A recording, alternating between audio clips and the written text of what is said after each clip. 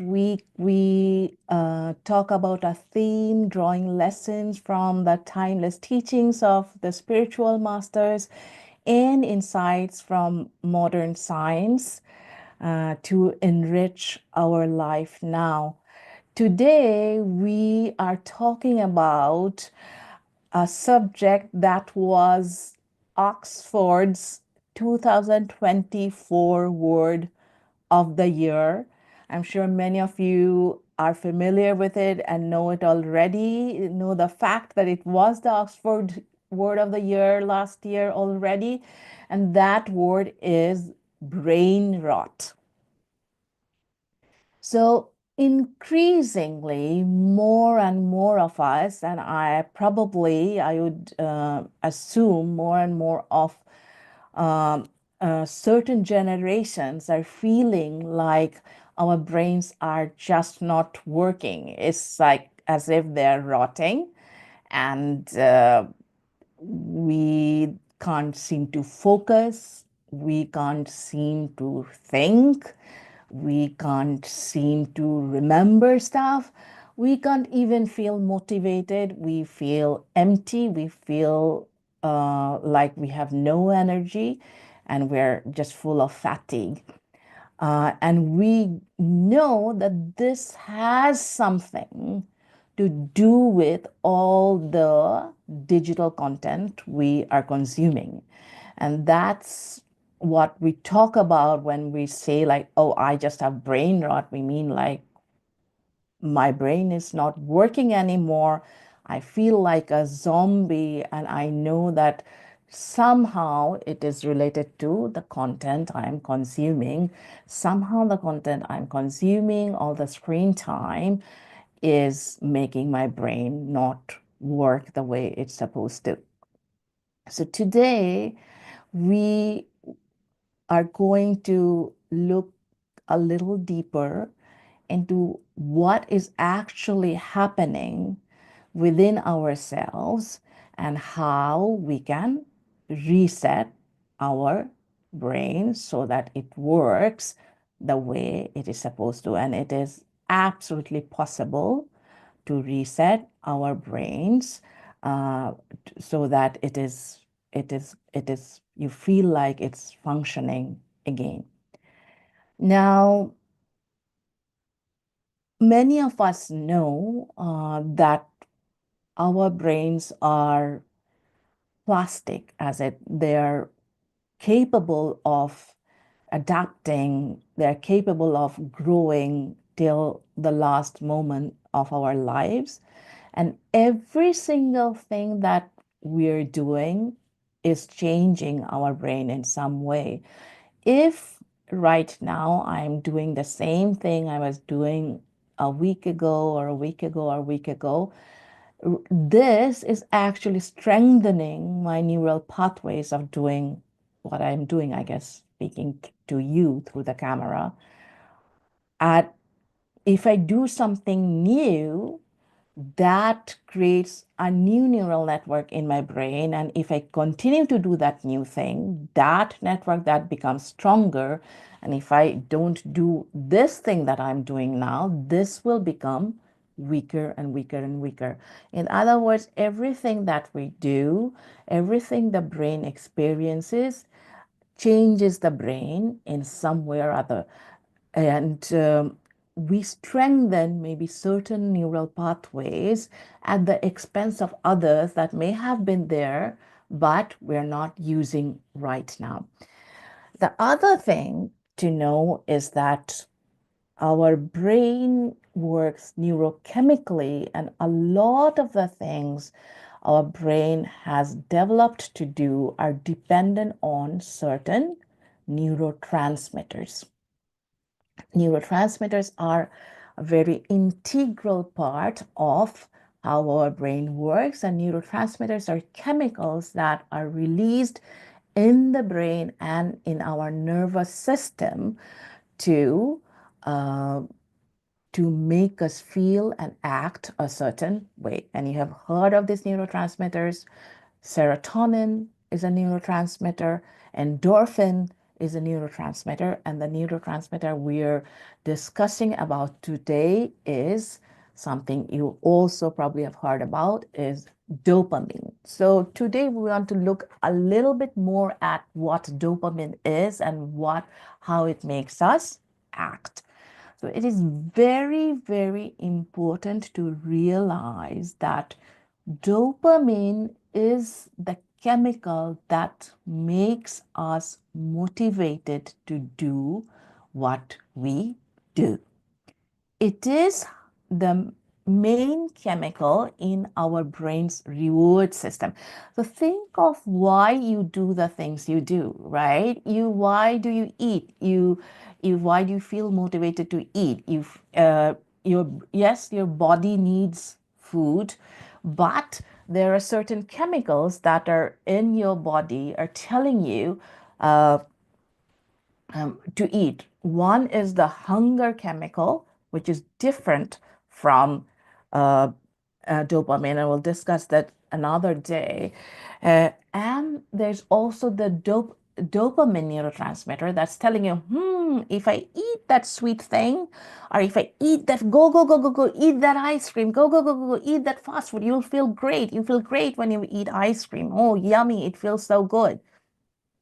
So dopamine is what motivates us, not just to eat, to do anything you do, even down to something basic like moving. And I'm talking about this because um, when I was doing my research, I learned that over TikTok, some girls are saying like, I am rotting. And they're saying that they can't even motivate themselves to get out of bed. And when you understand how dopamine works, you will understand that that is very natural. It is very natural for that thing to happen when your dopamine system has been messed up. So, dopamine, as I said, is related to all kinds of motivation to the extent that you can't even get yourself up to eat something. You won't be able to if there is no dopamine in your brain. And in fact, this was a study done on rats, where rats were engineered to have no dopamine. So somehow they removed all the dopamine from the rat system, the rats which were still alive, obviously. And what happened when they did that is the rats would only eat cheese if you fed them the cheese. If you took the cheese to them and fed them, they will eat it. If you put the cheese a little far away, like a little distance away from the rats, they wouldn't move to the cheese and eat it, which is very, very different from normal rat behavior, right? So it is dopamine that is making the rat motivated to go and get the reward that is good for it. Now, the dopamine system has developed in our brain, had developed in our brain to reward things that are necessary for our survival. So it rewarded hard work, it rewarded sweet things because fruits were sweet and they're typically good for us. It rewarded social connection. It rewards it rewards or it secretes when we have social connection. It secretes when we see a berry or eat a berry. It secretes even when we fight with each other. It secretes and motivates to gather food, motivates us to get shelter. All the things uh, it secretes in order to reward us. Um, it secretes in a way so that when we go for these things and we attain these things, we are rewarded. Now, what is happening in today's world is that people, human beings, have figured out how to hack your dopamine system to motivate you to spend time on their platforms mainly, or on their products. Let's just say on their products. So it's actually not just content that might mess up, or that is messing up our dopamine system.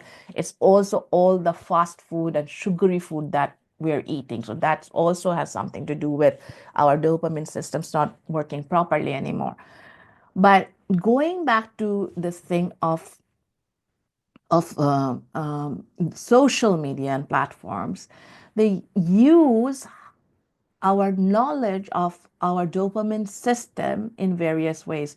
For example, when you post a picture or a reel on Instagram or Facebook, you may or may not get a like. So that's called irregular reward or intermittent reward. And our brains are addicted to rewards when they know that are irregular. They aren't sure whether they will get it or not. And when they don't know, they just want to keep on trying, like, oh, the reward might come, which is why gambling, for example, is so addictive.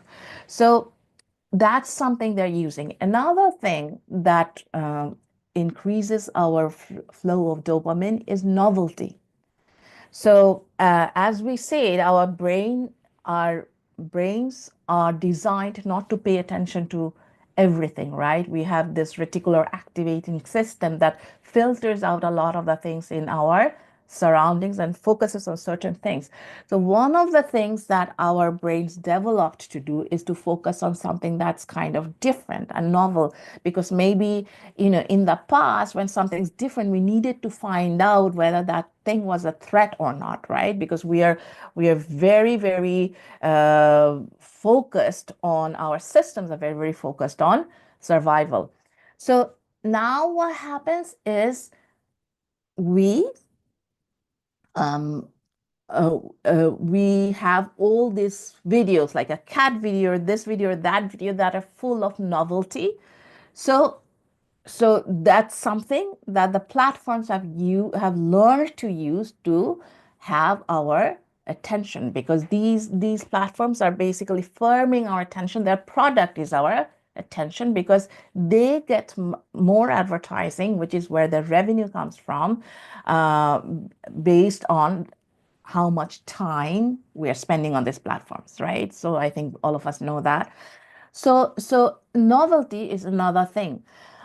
So there are many things like this that the content, the media, social media is doing to hack our dopamine system, our internal reward motivation system, to keep us glued to the their content, basically.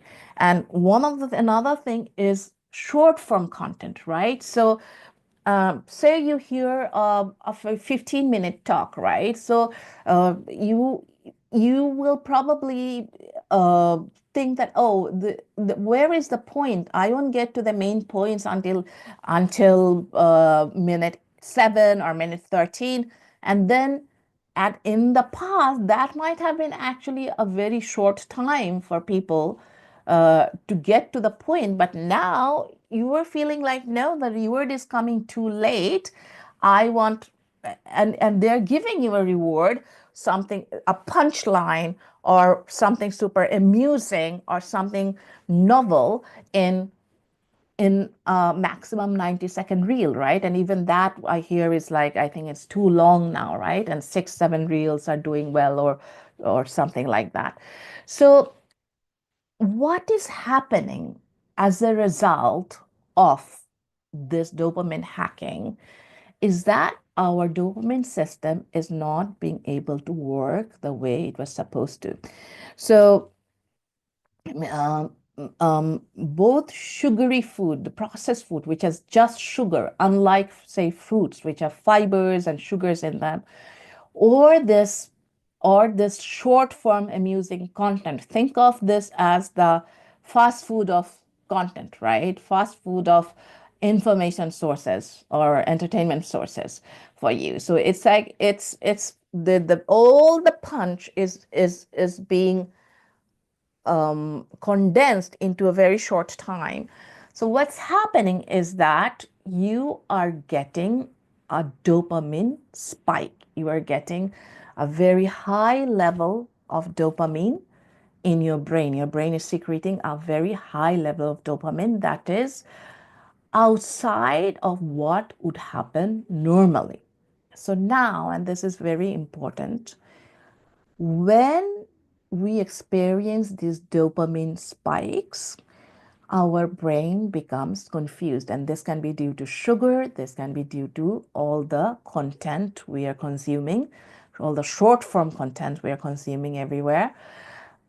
When this happens, our brain gets confused because it feels like things are getting out of control. And in order to balance that situation, it kind of creates a crash. So the spike is followed by a crash, and the spike is followed by a decrease in base dopamine levels over time. So people, if I'm consuming more and more short form content, that means that every single morning I'm waking up with less and less dopamine reserve. Okay. So I think definitely, if you've been joining our program more or less regularly or from other sources, you probably know this already. So I want to move on to what we can do to reset our dopamine levels and what is it that actually builds up dopamine rather than sort of creating this decrease in our dopamine levels in the long run.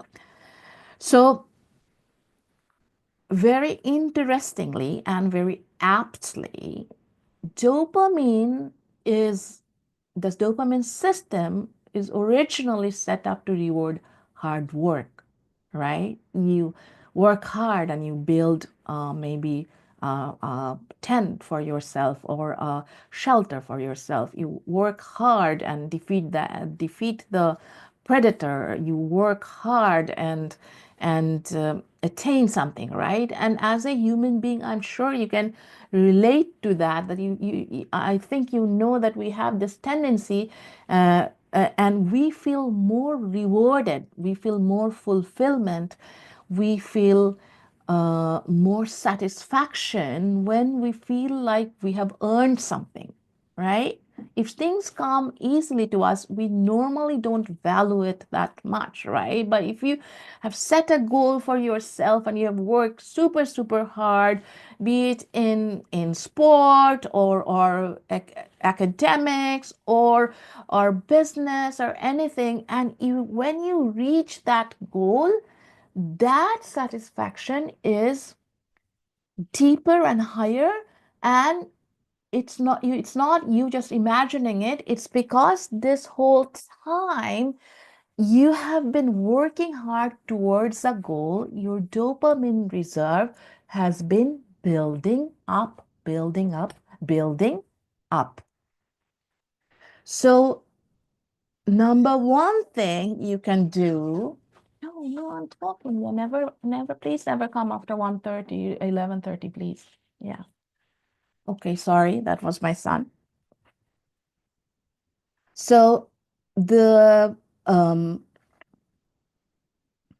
so all that time you have been building your dopamine reserve. So the way you can start building up your dopamine reserve is to get to work. And because our body, is still, body mindset is still primitive, it still thinks of physical work as big work. Not that it doesn't consider other work as work, but it still thinks of physical work as work. So the best time to start your resetting your dopamine level is when you wake up in the morning. So when you wake up in the morning, if you go straight to your phone or some passive consumption, what will happen is like that will sort of deplete your dopamine levels. As we say, like you will get a momentary spike, but whatever dopamine you had will just then after that will crash, and then afterwards you feel like you don't have really enough dopamine to really motivate you to do the things you actually want to do. So if you want to start resetting your dopamine levels, you want to wake up in the morning and get to get to work uh, fast enough. So you in quantum, okay, wake up in the morning, you meditate, but just doing things, work doesn't have, I don't mean like your office work right away, but like just brushing your teeth, making your bed, exercising, and of course, meditating. All of this will change the pattern of the dopamine reserve you are starting the day with. The flip side of this is phone fasting. And of course, we fasting fasting we can fast from all types of social media and in all types of screens, but we're specifically mentioning phones because phone phone after smartphones came, all of these problems became worse because just the fact that you're able to carry all this with you wherever you are just made it much, much, much easier for you to go into these things and made you more and more passive and put your brain into more that frame where you really can just passively consume and you are really not you can't really actively do much stuff where your ability to actively do stuff is becoming less and less and your passive consumption is becoming more and more and you're starting to feel more and more helpless in the face of this need you have for passive consumption. So so if you can do this one thing where in the morning you keep away your phone and don't use your phone for alarm. And those were, who are connected to quantum, in the quantum method, we learned this amazing technique where we learn that our brains can basically wake us up anytime we want to wake up. I mean, this is an amazing thing. And apparently everybody seems to be able to do it. So all of us have this ability where you just the night before you sleep in the meditative level, you give your brain a command that I'm going to wake up at 5:35, and you will see that you wake up exactly at 5:35. Now, whether you'll be able to motivate yourself to get up and do your things, I can't promise, but your brain will wake you up at that time, I mean, if you usually it's right away. For most people I know, including myself, we could do it right away. We didn't need much practice to get this ability. And even if for some reason, it's if something you've done has kind of confused your brain a bit, you can still get back to it pretty fast. Anyway, so don't use the phone for alarm. If you don't know the mental technique yet, you can just use a regular alarm clock. And so that you're not motivated to, you're not just not motivated, that's so you don't look at the phone right away and do these things, do this kind of work type things, and you will see that your day feels very different. So that's number one. Number two, the other thing that builds dopamine is boredom. So you probably realize that for people around you, if you're a student, you're Gen Z, Gen Alpha, it's actually not just that. For every generation this has happened, is like our ability to tolerate boredom has gone downhill, have just plunged basically. So before, like if you're in the tube, for example, in London, people use the tube a lot. Sometimes some people, they read, which is very nice. They have a book with them and they're reading. It's nice to see. Other people maybe would just sit, they just accepted that you just sit through it. But now more and more you would see like people have their phones out, and even though I'm not supposed to once or twice, when people are right very close to me, I can't help but notice. And it's usually like something very silly. I mean, it's not like, oh, it's something important, or they're sending a message to somebody, or like reading somebody else's message to them. It's like a game, or like some silly Instagram short form video, as we're saying, so mentioning before. So our ability to just be is becoming less and less and less. And this comes at a very, very high cost, because when we can't just be, it is not that we can't just be, it is also we are not creating any space to face any negative emotions that we have within us. This negative emotion can be something that's been in us from our childhood, like some kind of trauma or some unprocessed emotion. This negative emotion can be simply all the guilt I'm feeling because I am not being able to do anything, and I think I have ruined my brain, and now I'm in brain rot. So any negative emotion, I have to create the space to feel, let my mind, my brain, my system face in order for it to process and to go away. Otherwise, it becomes even harder and harder for me to be in the current situation, be in reality, and to and it just makes me even more compelled, feel more compulsion to go to this contents that I am consuming all the time, because it's also helping me escape from all the negative emotions I'm feeling. So next time you or somebody else who feels like, who realize that they're kind of, there's something's going on with their brains and can't seem to function the way it used to, and they want to do something about it, tell them to celebrate boredom. And I do mean boredom in this case. I don't necessarily mean like, oh, they have to just skip to something very productive right away. If they can switch to something super productive instead of doom scrolling, or consuming this short form content at that moment when they would otherwise have been bored, good. But even if they don't do that, even if they're just sitting, that will start building up their dopamine reserves, because when you are bored, it gives you a signal to your brain that, oh, that you are now in the rest and recuperation mode, and you are building. So now you can reset yourself, and then it starts building the dopamine reserves again. So hard work, number two, boredom.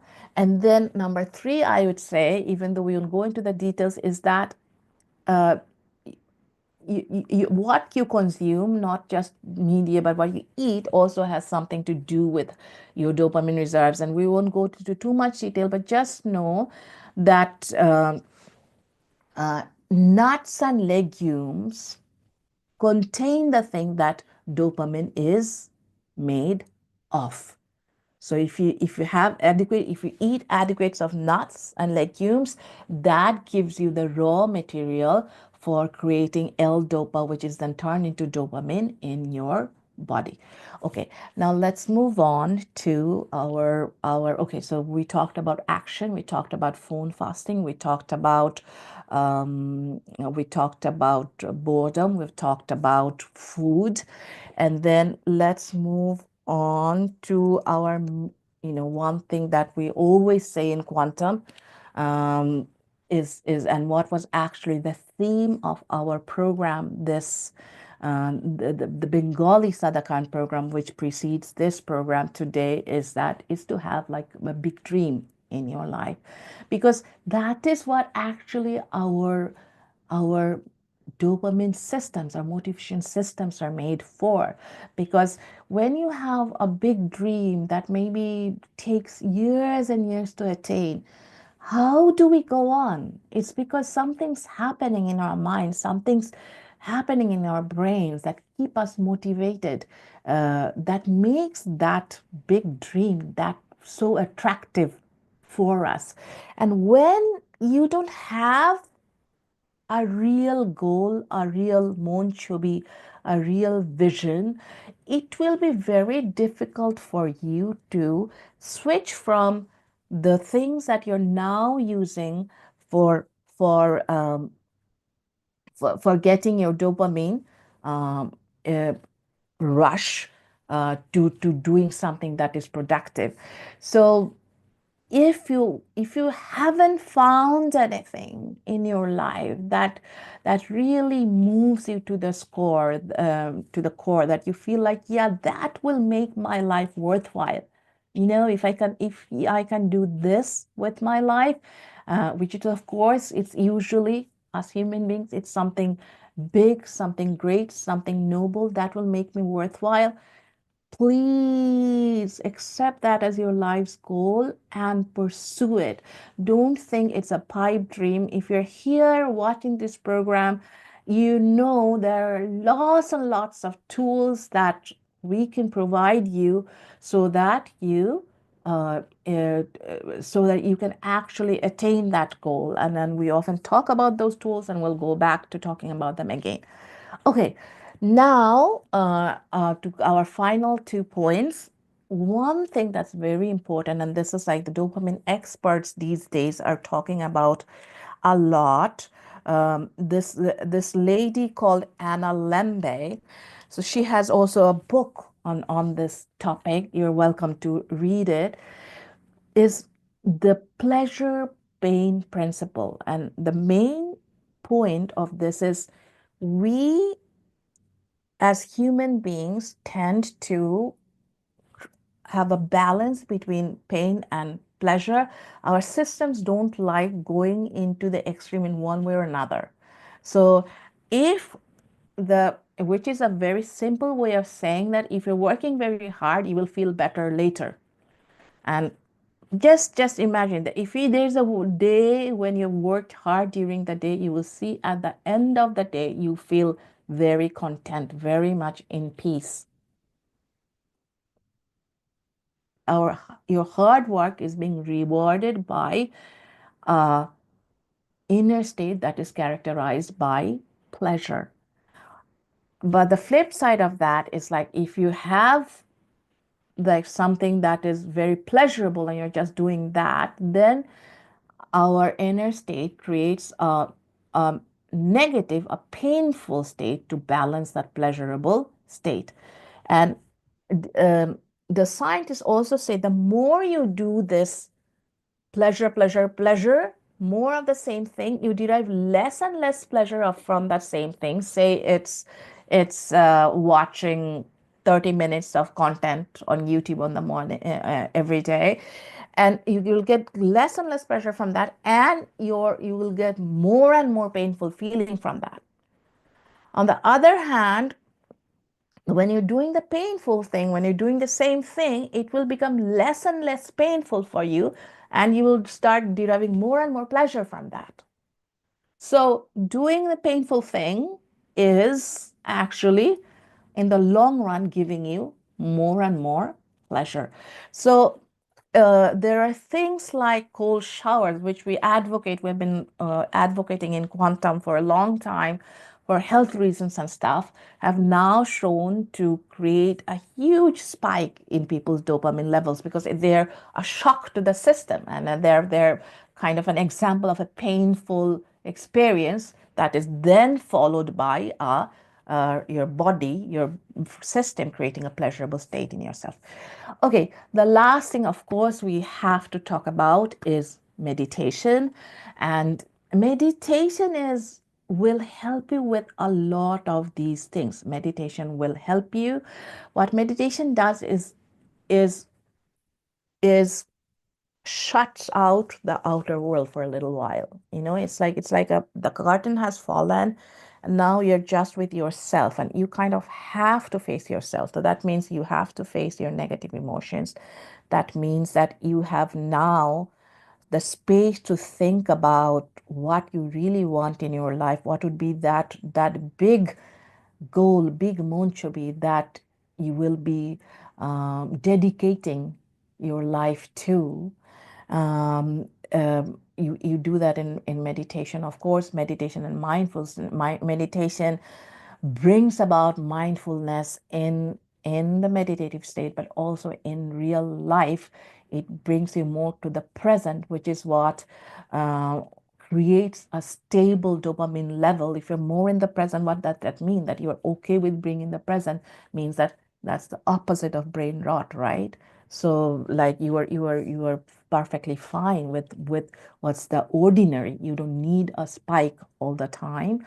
Uh, and very important with the goal is the belief that you can attain the goal.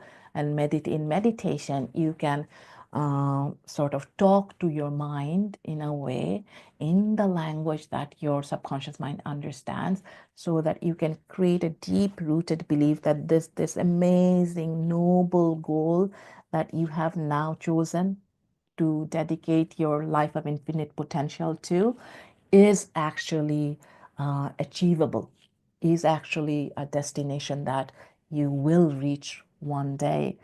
So that is what we want to do. It is perfectly possible. Another thing, a last point I would add is like keep yourself surrounded with people who say these things, people who are trying, uh, because even though sometimes it may seem like, oh, you're hearing the same thing again and again, uh, you need to hear the same thing again and again, because the other side, the kind of the sort of the onslaught of all this content and stuff is very, very strong. So you really need to do everything you can to equip yourself, to armor yourself, so that you are in a state where you can still say, wow, yeah, my brain is working. I feel good about my life, not just at the moment, but at the end of the day, when I'm not consuming all those things, and um, I feel, I once again feel inspired to pursue the things I want to pursue in my life. Okay, so that was our Sadakayan talk for today. I am going to go to our meditation. Let's do the future. Since we did talk about Monchobi, let's do the future meditation today. As always, if you have any problems, let me know in the chat. Give me a second.